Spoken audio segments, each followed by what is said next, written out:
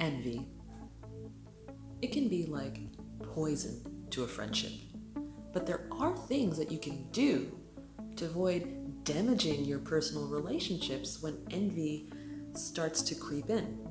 So in this video, I will present some do's and don'ts regarding how to respond when you feel envy towards a friend. So stick around.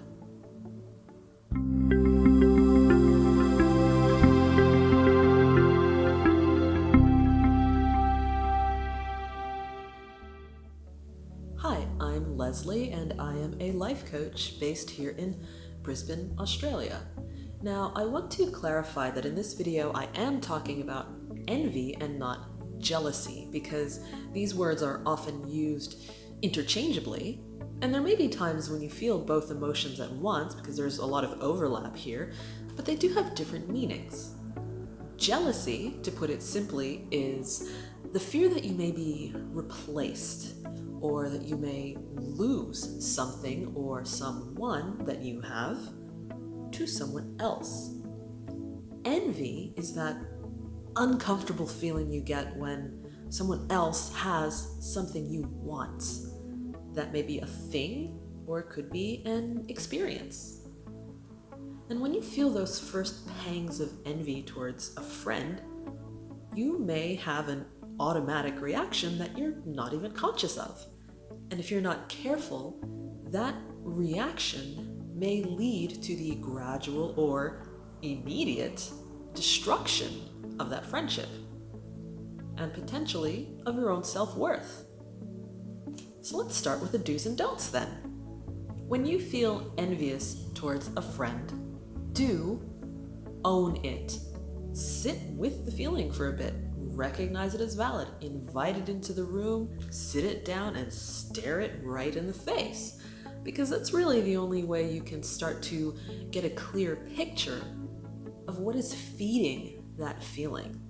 You are not a bad person or an immature person because you feel envy towards someone, but it's how you act in response to that feeling that can say a lot more about your character. Don't try to push envy out of your mind, because by trying to convince yourself that you are not envious, you may be actually causing envy to take root inside of you and grow into something uncontrollable. It may turn into resentment or bitterness, and it can make you a pretty crabby person. And that might actually drive your other friends away, which is absolutely not going to help you move forward towards your goals. All right, next, do listen to what your envy is telling you. After you've invited it into the room and stared it in the face, really pay attention to what words or images or other feelings come up for you. To some of my clients, I've recommended writing it down, starting with, I am envious of this person because ... And it really helps to be specific here, because when you have all that noise that fills your head when you're feeling awful about something, you need a way to turn down the volume. So if you're thinking, I just envy anyone who isn't me because everyone just seems to have their life so together. No. Slow down.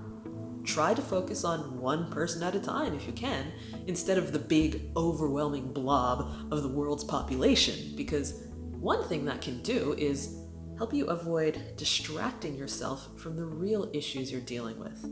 And as a result, it can show you more clearly what it is you actually want to change about your own life. Next, don't respond with sour grapes statements or minimize your friend's victory as being the result of simple luck. For example, let's say your friend just won some major award for a screenplay they've written. Maybe they've won an Oscar or something. If your response is something like, well, he's probably miserable and stressed out all the time, and that just doesn't seem worth the trouble, or he must just know the right people, then all you're really doing is trying to justify your own lack of success compared to that other person. And there isn't really anything constructive in that. And it could just make you look like a hater. Instead, do congratulate them. Reach out and say, hey, what you're doing is awesome, congratulations. Even if that's all the celebration you can muster up in that moment. Or if all you can manage is liking their announcement on Facebook, then do that. Because celebrating other people's successes is a really good way to exercise that muscle that helps you just be happy for people instead of seeing their achievements as something that says something negative about you. Next, don't approach your friend with passive aggression. After your friend wins their Oscar, avoid statements like, "Oh, it's so nice that you finally found something you're good at after you flunked out of med school." Passive aggression doesn't fool anyone. If your aim is to inspire negative feelings in a person in a way that you think you're masking quite cleverly, that's not going to uplift you. It's not going to help you take action to improve your situation either. But it might make you look like an a-hole, and that's probably not what you want. Do become your friend's ally. Instead of making them your rival, recognize your friend as a source of inspiration. Don't act, be the kind of friend they are genuinely safe sharing all of the dirty details with, and you may find that understanding the struggles they've encountered while pursuing their successes reminds you that everyone deals with challenges sometimes and that no one's life is perfect. And that can even help you feel more empowered to get out into the world and pursue what it is you really want in your life. Now, I'm going to finish the list there and remind you that the do's and don'ts I've just presented may not be applicable to every person's context.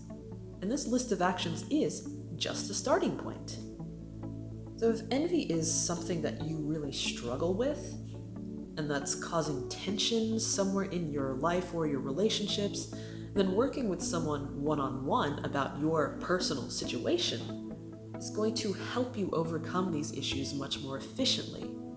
So, with that said, if you want to talk about how we might be able to work together on this, go to my website, leslievcoaching.com, and book a free consultation with me. And if you have other suggestions for ways to prevent envy from destroying your friendships, I'd love to hear them. Send me a message or leave me a comment below. Also, remember to subscribe to my channel by clicking on the subscribe button and the bell icon, and share my videos with all of your favorite people. Now, I've got a little bit of time before my next appointment, so I think I will make a cup of tea. Okay, have an awesome week, and I'll see you next time.